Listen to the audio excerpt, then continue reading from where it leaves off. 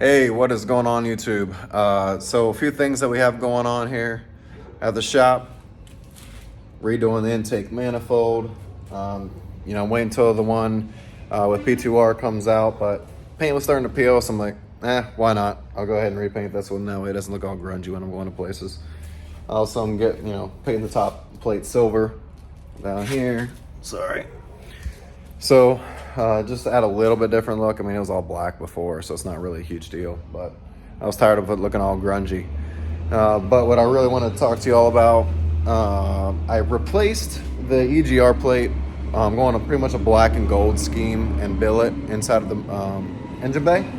So I figured I might as well give away this P2R Neochrome Egr Blockoff plate. I do have the gasket for it as well. So make sure you like, comment, and subscribe, and that'll enter you into the drawing for the giveaway, and then you'll pay nothing. I'll ship it to you. A few things that I got going on for the car. If you didn't watch the Garrett Media video, he did a great job with walking around with me. It was kind of caught me off guard because I was not expecting him to be there. He wasn't expecting to see me there.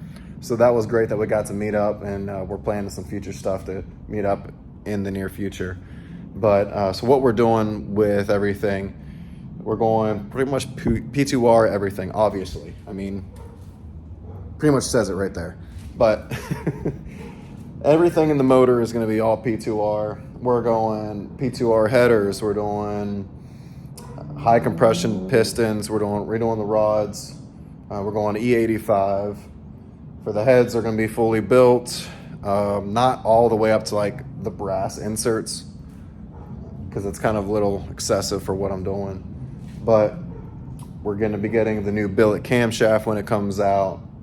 Like I said, the new intake manifold that's coming out with P2R looks way better than this thing. This thing's pretty horrible. I'm not a big fan of like the design of them, but it is what it is. As far as the interior, going to be tearing out this dash here, and that'll save me, I'm thinking, around 20-ish pounds. And we're going to be getting the nice aluminum PCI dash, and then we're going to have Haltech ECU, Haltech IC7 digital dash. Of course, got the billet shifter plate in here, and the billet shifter. I think I'm gonna get a staging brake from PCI or Finishing Lines for the emergency brake, because that thing is no go. Just doesn't look good beside that shifter. Eventually, I'm gonna get the inside repainted all gloss black. I'm gonna be getting different wheels, so I got some JNCs on there now, just some Zenny's RT660s. They do great on the track, but these 215s are not good for how fast I'm hitting these turns.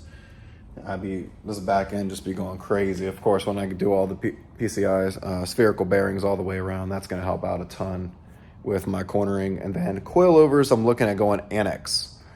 So the Annex Pro specs, I've already talked with them. I've sent them all my corner balancing weights. So they've already spec'd everything out. They'll be able to build coilovers for me.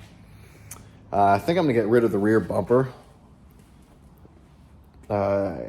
It'll help, I guess, a little bit of the airflow, but I think it'll look better without it, especially if I get a nice crash bar back here. And then you'll be able to see the diffuser much better. I will say, these top one diffusers are absolutely awesome. They're a pain to get now, I hear. Luckily, I already have it. What else we have? I mean, I got to I got to get a new transmission. I have the Accord transmission, no LSD. Insider, P2R is working on coming out with an LSD to be able to stick in this transmission. That will be awesome. Then I won't have to go and try to find a TL trans with the LSD, because they're not easy to come by, and everyone's charging a premium for them because they know that. Eventually, in the long run, a couple of years, maybe 2-3 years, I do want to go all-wheel drive. S1 built, probably. We'll see if there's anything else that comes out, because the J-Series market is growing quickly. And not that the all-wheel drive kit has much to do with it, but they are coming out with more J-Series stuff. I think they're changing some adapter plates for the S1 build to be able to mount up to the J-Series correctly or not have to do as many modifications, which is going to be awesome because then this thing will absolutely rip. As far as the wheel specs, I didn't say what I was going to go with. I'm going 10-inch wide, 15 by 10s to start off, and then in the front, and 15 by 9s in the back. We'll see how that works. Eventually, when I get the all-wheel drive kit, I probably want to bump up to the 17 or 18-inch rims.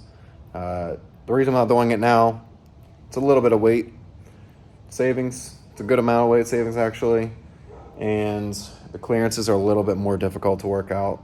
I won't have to do as much pulling and ripping everything up if I go with the 15s to start off with. So that's kind of my big thing. Eventually, I also want to do the JDM front. I mean, it's personal preference. I love the JDM fronts. I love the one single headlight, and there's a little bit more options with the fenders. There is a guy who builds custom fenders for both versions, though. I may hook up with him and look at getting some fenders eventually. But what I'm afraid of is I go to the track, I hit a wall, and there goes my $1,200 fenders. So my biggest thing is making sure that the engine and everything is good to go. Stay safe.